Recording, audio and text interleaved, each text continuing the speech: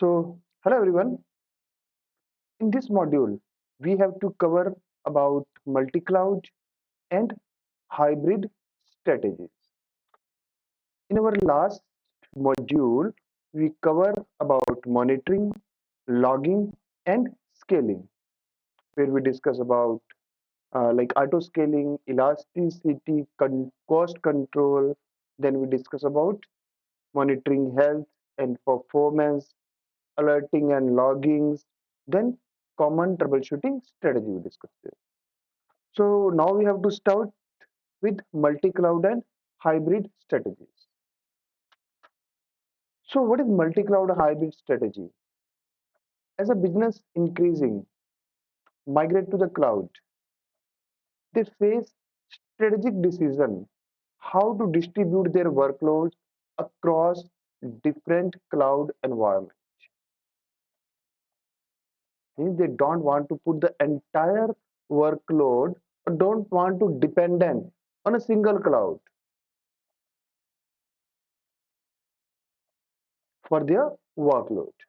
So two prominent strategies have emerged to optimize the performance, reduce risk, and enhance the flexibility. That is a multi-cloud and hybrid cloud.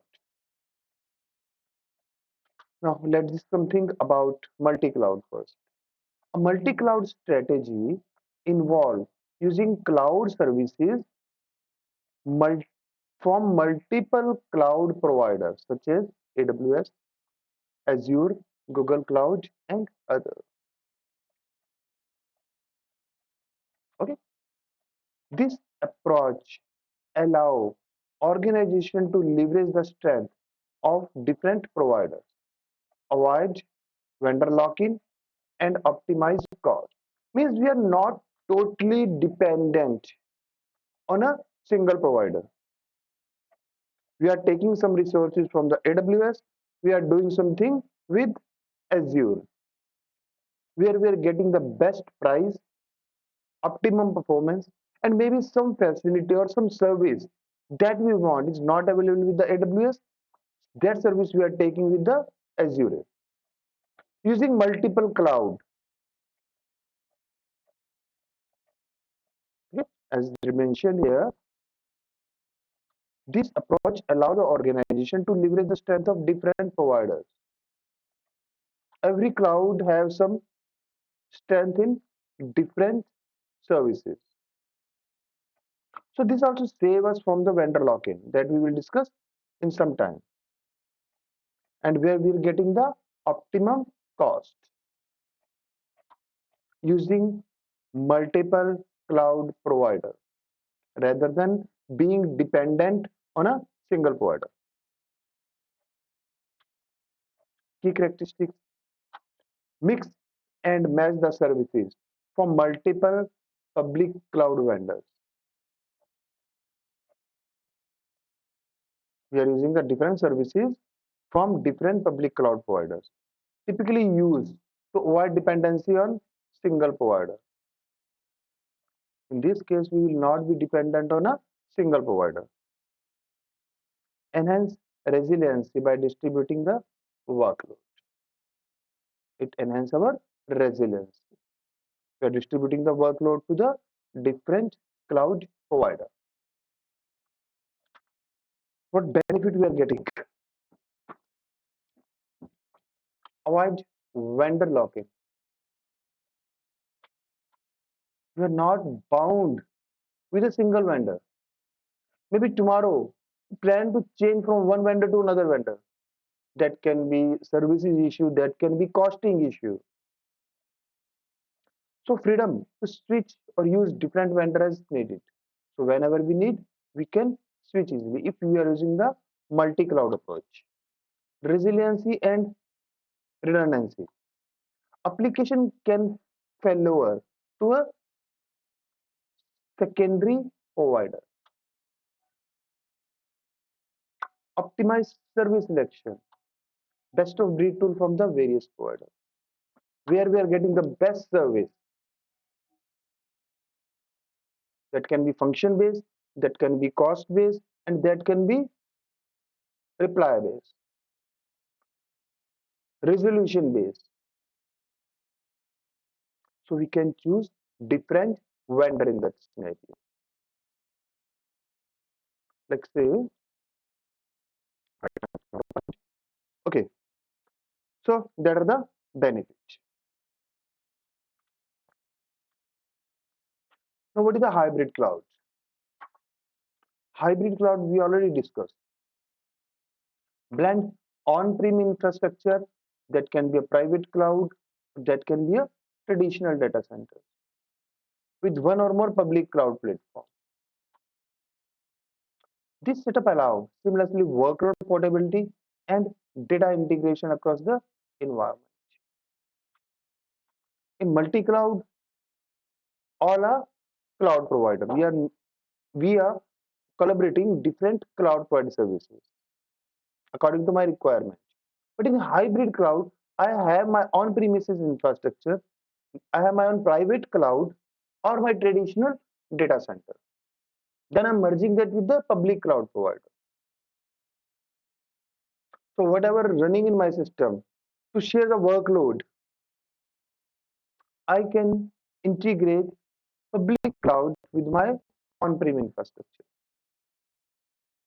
So whatever the data is there, whatever the user creations and everything I have done there with the help of Active Directory in case of Microsoft.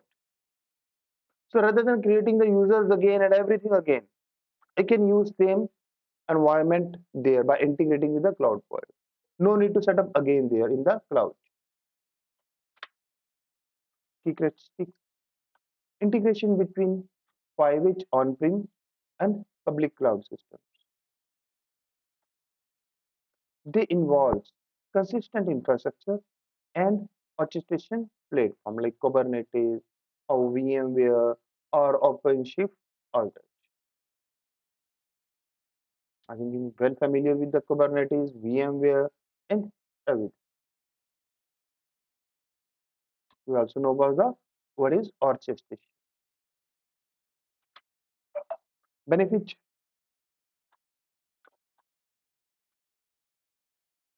data sovereignty and compliances. Sensitive data can remain on-prem.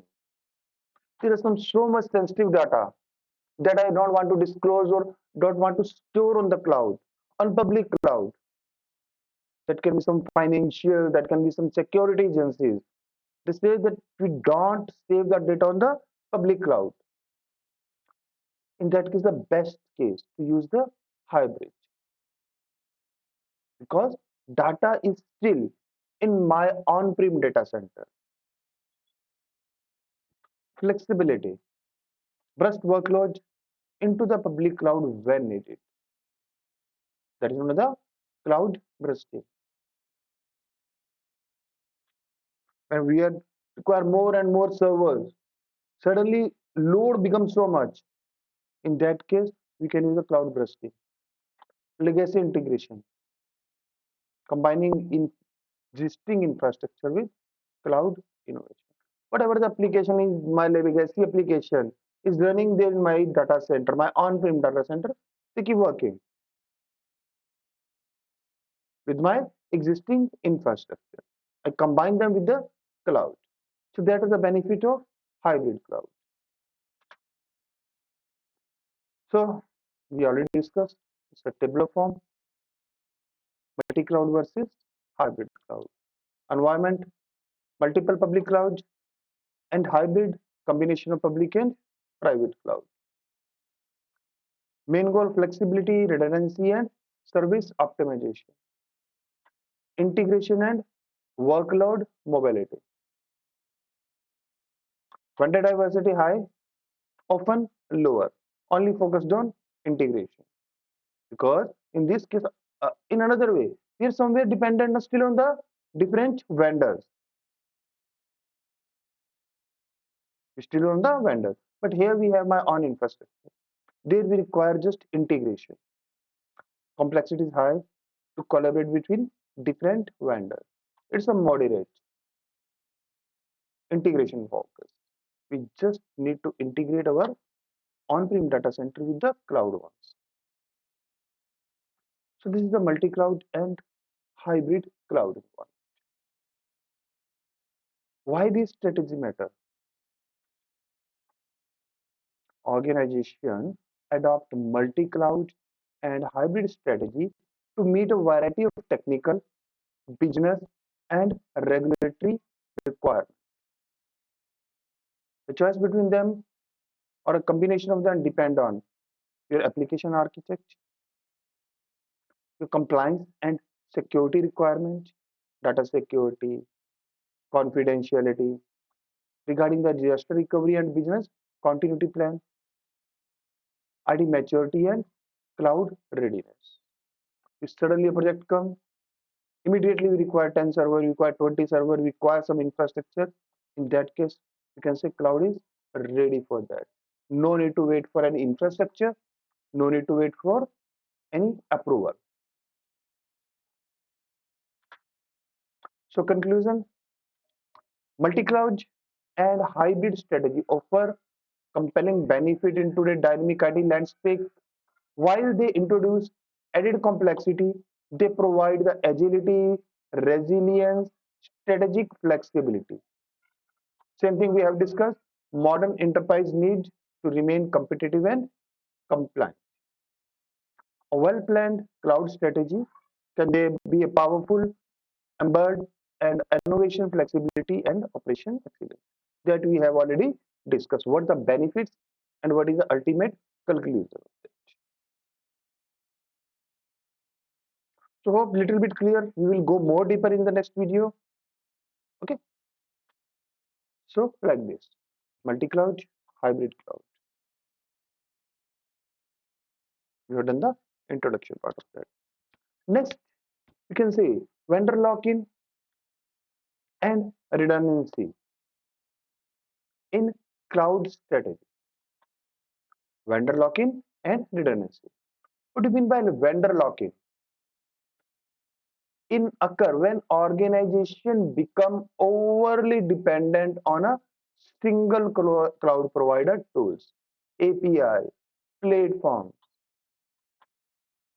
When we are totally dependent on a single provider, their tools, what tools they are giving, we have to work with them. We don't have any option, making it difficult or costly to switch provider or diversify. So it becomes very difficult or costly. Okay, so it's very difficult to switch from one provider to another provider when we are working on them. So vendor locking, when we are totally dependent on a single, we totally depend on the tool that the provider is providing to us, and also difficult when we want to switch to another provider.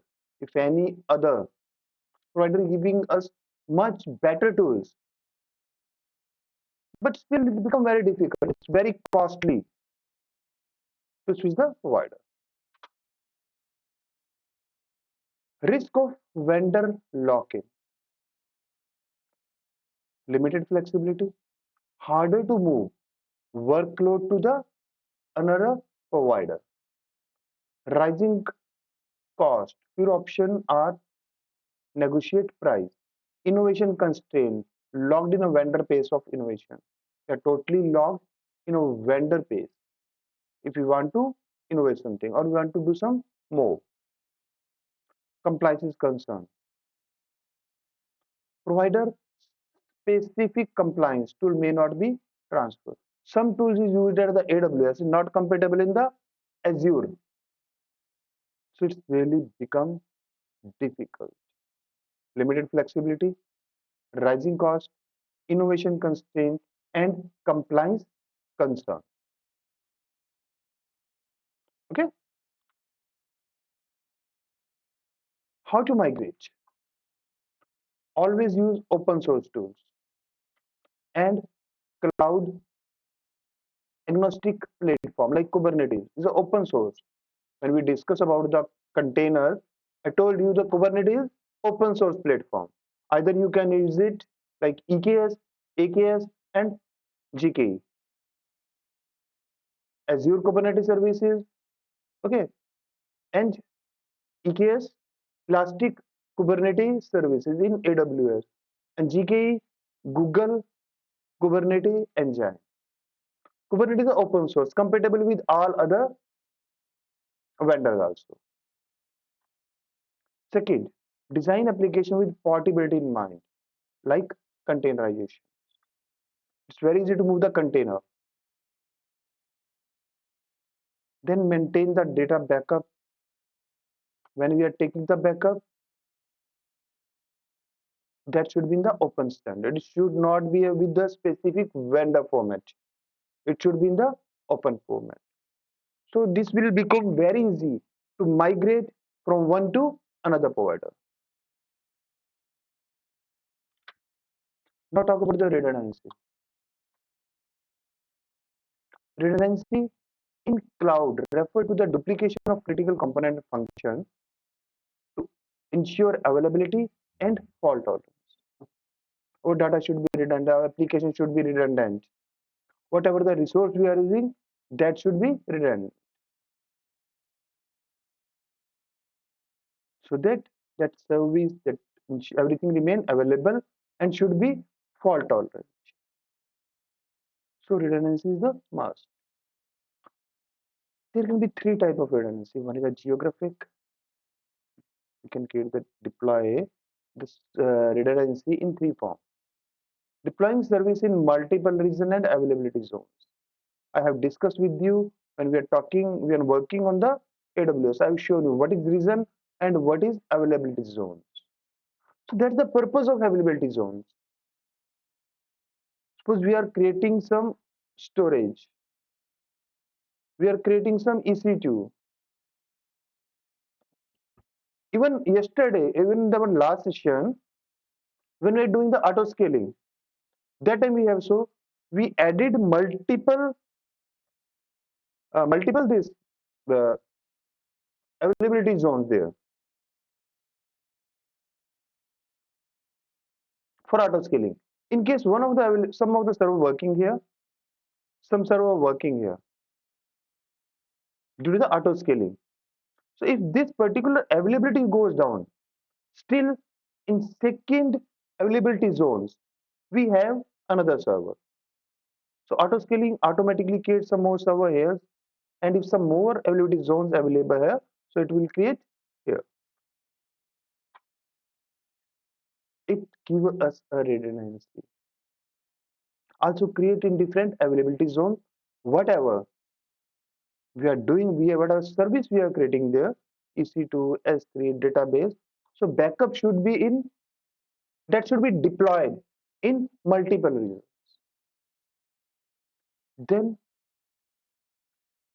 provider redundancy using multiple cloud providers that we discussed, multi-cloud strategy.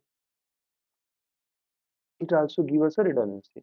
In any case, either it's not possible that complete AWS goes down or complete Azure go down. But still, if we take 0.0001% chances, still that is preferred to go for the multi-cloud. That time we're discussing about vendor lock-in. That also saves us from the vendor lock-in. If some particular service is down in one with by one provider, available with the another provider. System redundancy. Backing up the key infrastructure data and services. So always be very sure to properly back up everything, either infrastructure, either data or services. Backup is must. Failure can occur anywhere. Nothing is 100% error prone. So be sure, be confident to be with your backup properly. Okay. So what the benefits that we get? High availability, system remain operational during provider outage. That I was saying. If any case provider outage occur, still we are operational, disaster recovery, rapid recovery from any type of failure or cyber attacks. Like in one availability zone, maybe some natural disaster, thunder, storm, rain, okay, earthquake. So it will create a failure. But if we are in the multiple zones, multiple crowd, or proper redundant, then we are safe. Business continuity. It will minimize the downtime and service disruption.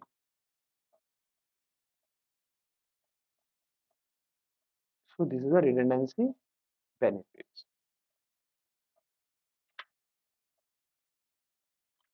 Interplanning strategy. One is a single cloud, means we are totally dependent on a single provider. So vendor lock-in risk is high. Even redundancy strength is moderate within the provider. Still moderate. Multiple cloud vendor lock-in risk is very low. If one vendor goes down or not want to migrate from one vendor to another vendor, so very low risk. We are not vendor lock-in. Strength is high, cross provider. Means more strength, more redundant. Hybrid still moderate. Because still we are some can be my server down, can be my on-prem down.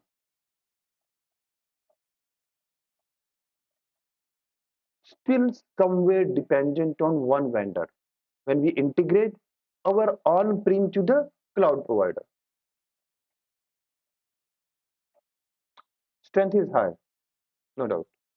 Still redundant. Because we have our data, our application in our data center. So redundancy is good. So conclusion, overall conclusion that I want to discuss, avoid vendor lock-in, never be dependent on a single vendor, and ensuring redundancy for are critical for building resilient, future-ready cloud system. Redundancy is must and avoid vendor lock-in. A strategic combination of design, pattern, cloud-native tools, architectural design can help balance innovation with risk management.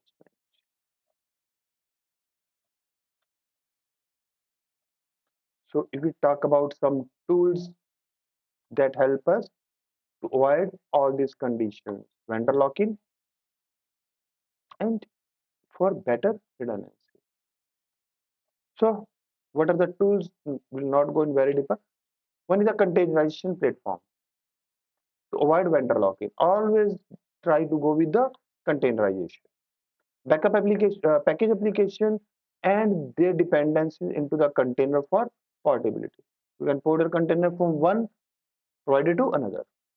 Build microservices in container so they can run consistently across environment. Orchestration tool will go a little fast because we already discussed about all these things in our previous videos when we discuss about containerization and orchestration. Well familiar with the word Kubernetes, open source, because Kubernetes is open source platform for managing container across the cloud. So deploy cluster that can span multiple cloud provider like GKE, Google, Kubernetes Engine, EKS, Elastic Kubernetes Services, AKS, Azure Kubernetes Services. Familiar, well familiar with these terms you are that I'm expecting. Infrastructure as a code, use Terraform, HashiCorp, plumbing, support multiple language in cloud. Write modular, reusable codes template that abstract cloud provider specific detail. Then CI/CD pipeline, GitHub, Jenkins. Use provider natural CI/CD pipeline that integrate with the multiple cloud. So these are the tools. OpenAI, Cloud Event, Open API Swagers, ODRL, Open Digital Rights Language, like JSON. RAS, S3 compatible storage. Use standard data format and protocols rather than being with the vendor specific format and protocols. So every time try to go with the open source tool for and practice for redundancy. I have already discussed try multi-region and multi-zone deployment. Like we discussed availability zones, Azure regions, and GCP zones. Distribute application across region to reduce single point of failure. Backup. Either like Amazon, AWS is doing the backup. Still use some third party like VM, Veritas, Endure, Azure Site Recovery. Automate regular backup and test failure procedure. So be very sure with the backup. Traffic management with the help of route management 53 in AWS. Traffic manager with Azure, Google Cloud DNS or Cloudflare. For global DNS with health check and failover. So these are the tools. So data replication should be there. Monitoring observability. We discussed a lot of things about the monitoring. Prometheus, Grafana, Datalog, New Republic, AWS CloudWatch. Yesterday I have shown you in our last video, we discussed so much about the CloudWatch. I will show you the practical of that, demonstration of that. Monitor application health, latency, and failover matrices across multiple environments. So all has been discussed. So this is all regarding vendor lock-in and redundant.